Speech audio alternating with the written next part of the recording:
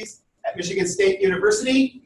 Although I've done pretty much a lot of roles at MSU related to high-performance computing. I started off my HPC career as a research-facing facilitator, and among other things. The original title for this was Explaining Complex Techniques Topics to Researchers, which is the focus.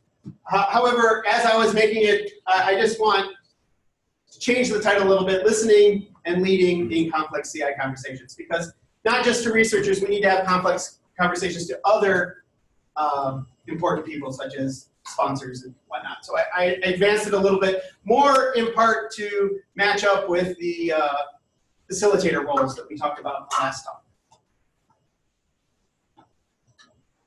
So I have an agenda. I'm guessing it will fall apart, but I like to have an agenda with times to at least pretend I'm going to stick to it. So somebody, if they want, they can try to keep me honest, but I think I'm already over the 5-minute mark. No, I got 2 more minutes for my introduction, so we'll keep going. But just to give you an idea, I'll start off my introduction, and then I'm going to talk about the methods for what we call leading in complex conversations. The idea is you are the person, and you have to convey some complex knowledge to someone else. That's only half the conversation, though. So we'll spend the half of this session talking about that. And then the second half will be how do you listen in a complex situation? How do you listen to someone who's telling you something that is so complex it may be out of your normal wheelhouse? And so how do you do that properly? So those are the 2 pieces that we're going to look in here. And then the key point of this activity is that we're actually going to practice. Okay? And so I have time in here for practice. We're going to experiment with those of you in Zoom in breakout sessions and see if we can actually get you to practice, and I'll explain that when we get to it. Any questions about the agenda? No. Okay, excellent. Thank you. So a little bit of background. I've been a campus champion since 2009, I think, around there. I joined when we were TerraGrid still. Helped out with the Campus Champion program, done a lot of facilitation of for our researchers. But I've also been a member of an organization called Tau Beta Pi. Anybody heard of Tau Beta Pi? A few of you have, maybe you're engineers, because this is the Engineering Honor Society. And so as part of Tau Beta Pi, I have been teaching communication skills training curriculum since about 2004, so actually longer than I've been an HPC facilitator. And my wife happens to be the director of their Engineering Futures program, and we realized one day that these communication skills, which we were teaching to engineers, would also be appropriate for our community, the CI community.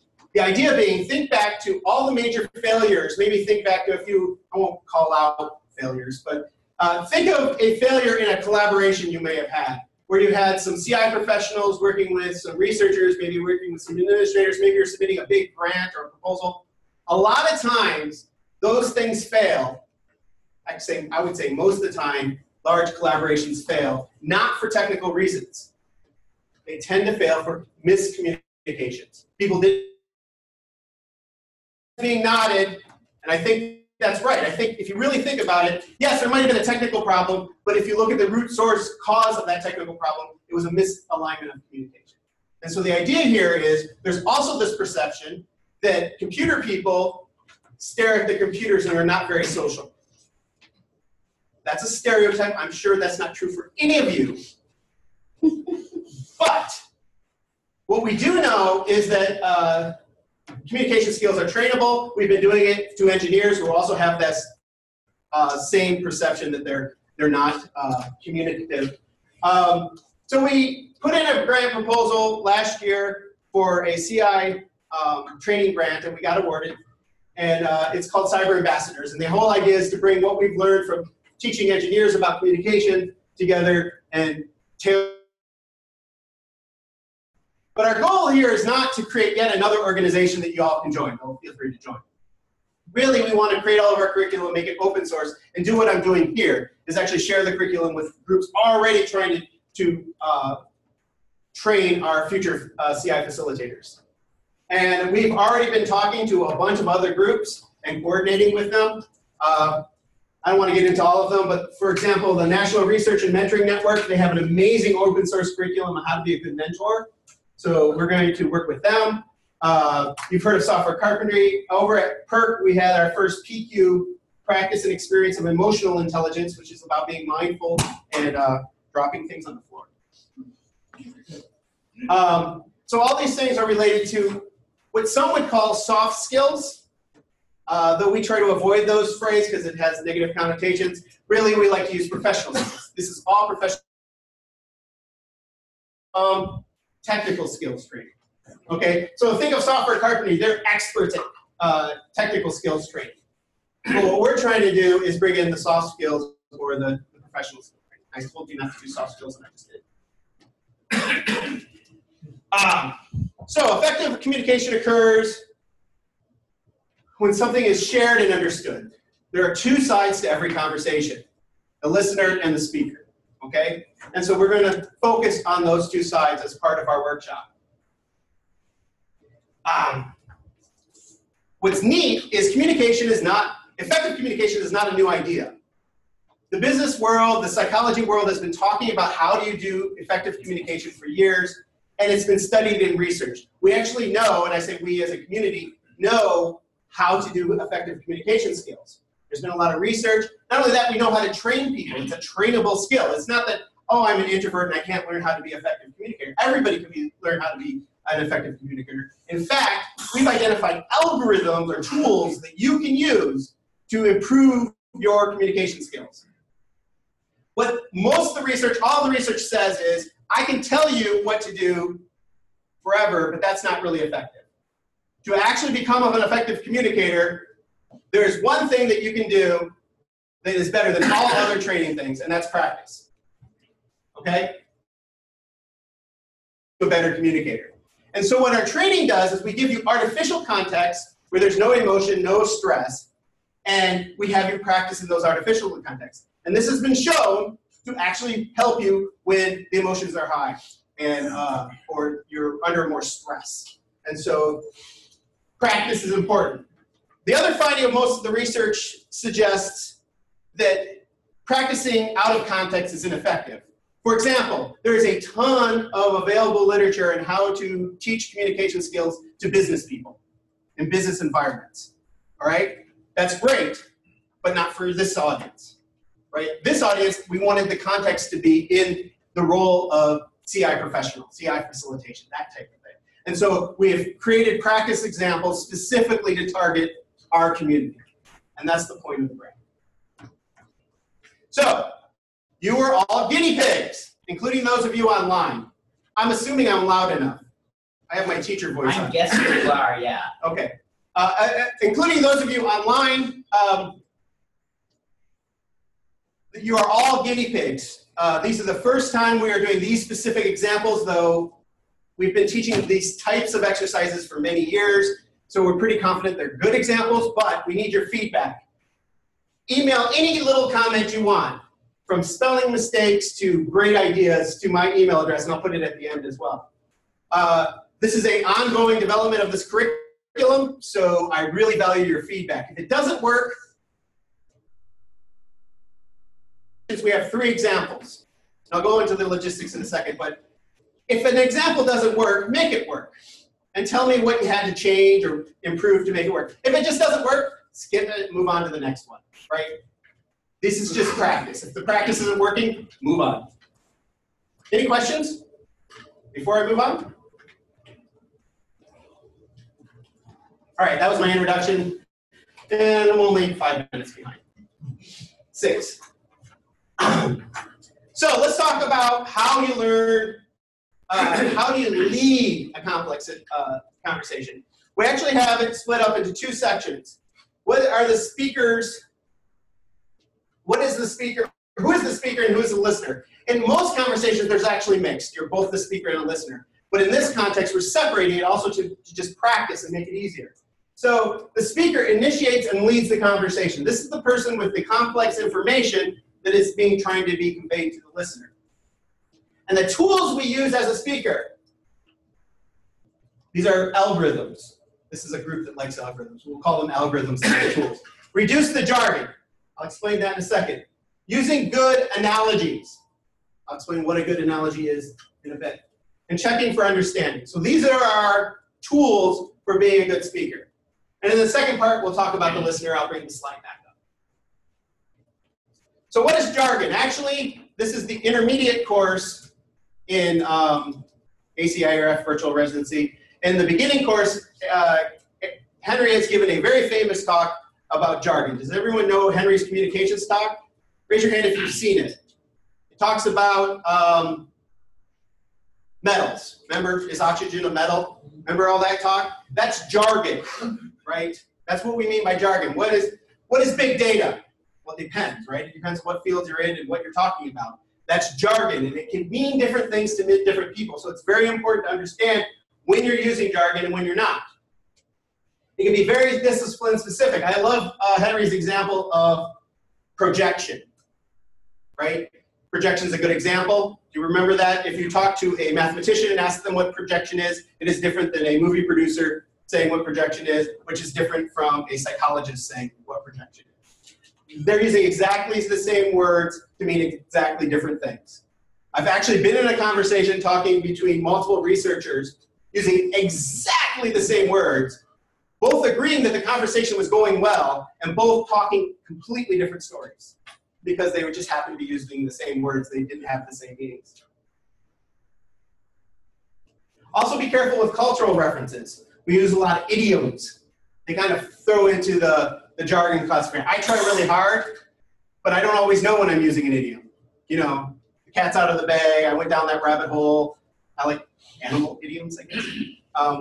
But yeah, be careful with those. And so what we're going to do today is as you come up with the jargon, as you realize you're saying jargon, we're going to pair up. Make sure you say, oh, that's jargon. Acknowledge that you said something that was jargonish, and then try to come up with a better way of saying it. You can actually do two things to reduce jargon. These are obvious, but think about it. Think of using a different word, right? Is the jargon really necessary? Can you use a different word? Do you even need to use the jargon at all?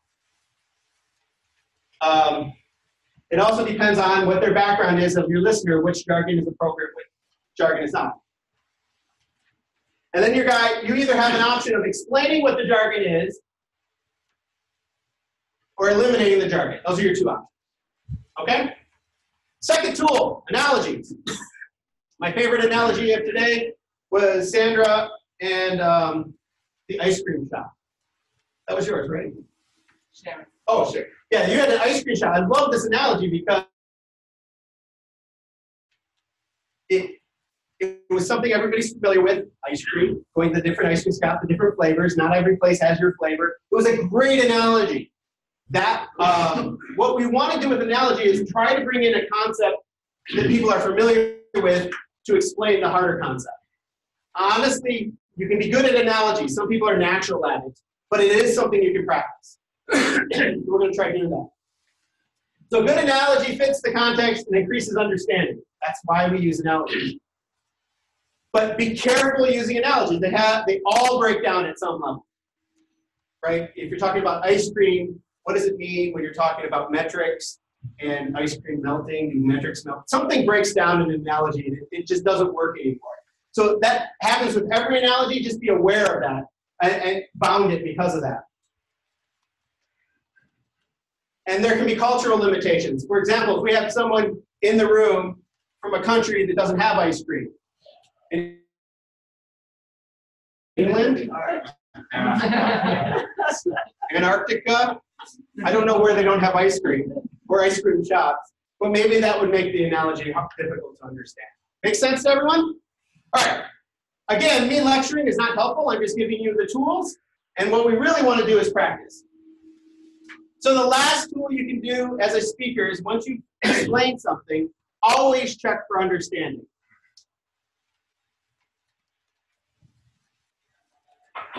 And you want to pick questions that encourage a response more than yes and no.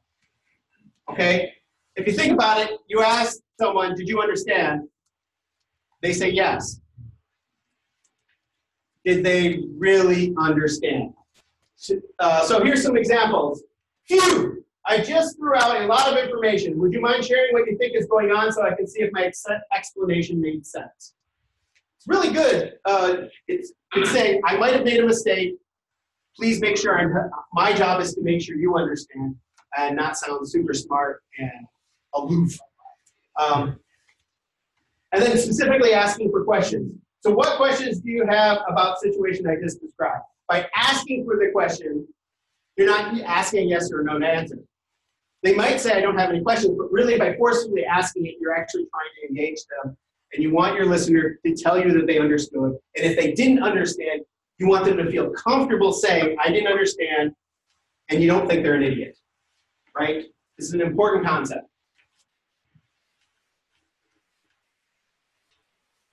So let's do an example. I'm going to have to read this one, but you can read along. Oh, and I just said slides with lots of words are terrible. Lots of slides with lots of words. But when you're doing these scenarios, I wrote them out. Dan is a graduate student using a software program to analyze experimental data. The program takes approximately 10 minutes per input, but produces the correct results. Nan has a new data set with 10,000 inputs and wants to figure out how to speed things up by running on the HPC system. But Nan doesn't have a lot of programming experience and has never used the HPC. Jamie is our CI professional, researcher-facing, and works for the University HPC. After a quick code review, Jamie can see that Nan's program can easily be run in parallel on the HPC. So yeah, it's an easy program.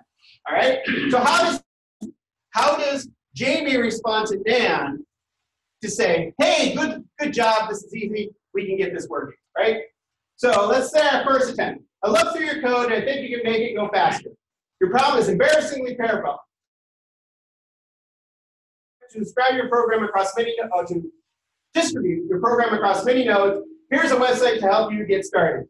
This makes sense, right? It's actually not a bad, I can imagine saying these words, right? You're not being mean, you're not being, yay, this is a good thing. But you didn't help Nan understand. What is Nan going to say in this context? I have no idea what any of that means. By the way, that's the lucky answer. That's the likely answer is she will not respond at all. She has already punted. Yeah, she might say, right, yep, right, I understand. I'm going to go now and never come back to your office again. She may actually feel very humiliated because you use the words embarrassingly. Yes. It's embarrassing with the parallel. That's definitely some jargon right there, right? Why would we use the word embarrassing? What could we have used instead of embarrassingly parallel? Pleasantly parallel, one of my personal favorites. But just parallel. We don't need the embarrassing part. There's nothing embarrassing about our problem. I would say something like you can split it up and run across multiple computers. At the same time, you understand what the parallel concept is. Absolutely. And you might not even avoid the word parallel. All right, let's try Jamie's second attempt. I've looked through your code, and I think we can make it go faster by running it in parallel. Do you know what that means? It's exactly what you said. I'm actually checking for understanding whether parallel, and that's a yes or no question, but it's a short enough that you can keep going. Although I might ask them if they said yes, would you explain in your own words? Sometimes that works, sometimes it doesn't. It depends on what kind of relationship you have with the person. And then let's see what Jamie says. I don't remember what Jamie says. This is a type of problem I consider to be pleasantly parallel. Yeah, I see I use pleasantly here. Imagine that each of your inputs needs to make a road trip across the US. You want them to get to the destination as fast as possible. You don't care what order they arrive in or whether they take the same roads to get there. Running in parallel is like having many different cars and roads, so more of your inputs can go at the same time. We need to write a program to tell the system how to run your inputs on many different computers. What do you think about that plan? It's a little bit better. So there's probably more. And it's easy because I wrote some of these a while ago now. Does that make sense? All right, how are we doing time on this? Okay, we're good. We're a little behind. But now I want to practice this breakout because I'm a little worried at how the logistics are going to go. Okay? So in the room, if you're here in the room, please log out of Zoom so we don't add you to a breakout session in Zoom and a breakout session here. Okay? And if you're in a room, I just want you to find your two closest neighbors Nearest neighbor's problem. Because I want groups of 3. All right?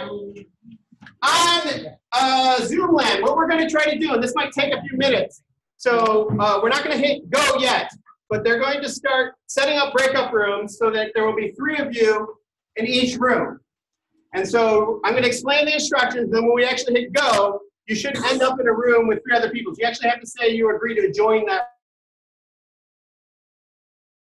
This, ask chat questions now, and we can ask you those, but I'm going to continue with the instructions while they're setting up the Zoom rooms. Is that good? Okay. All right. So this activity is called the speaker activity. We're practicing being a speaker.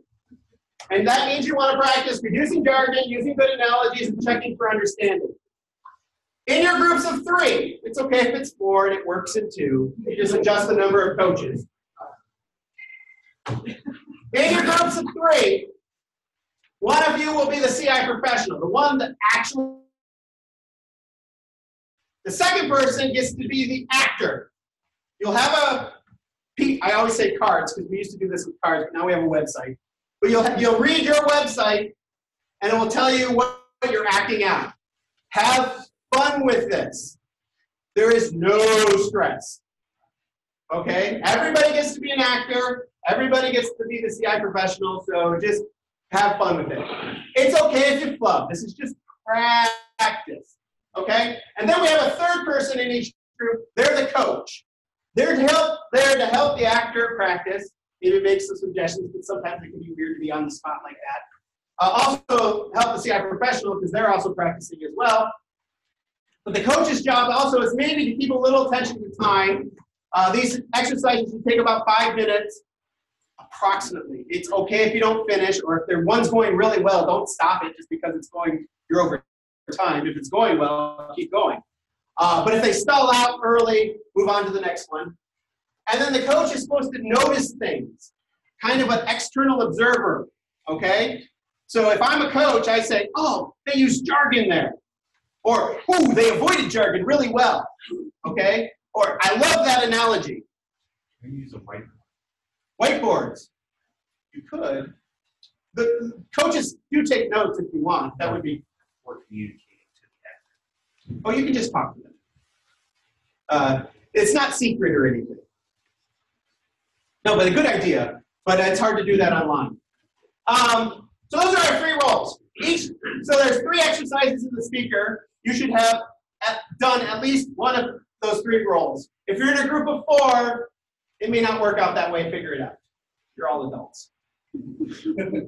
Any questions about the roles? I know it's sort of hard without actually seeing an example, and I'll give you an example in a second. Any questions about the role?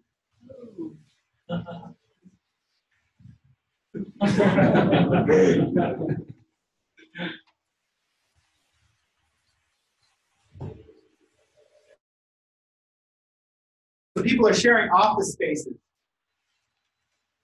I don't know how to handle that situation. I guess you'll have to opt out. If you end up in a group of only 2, I think we just, there's. you figured it out?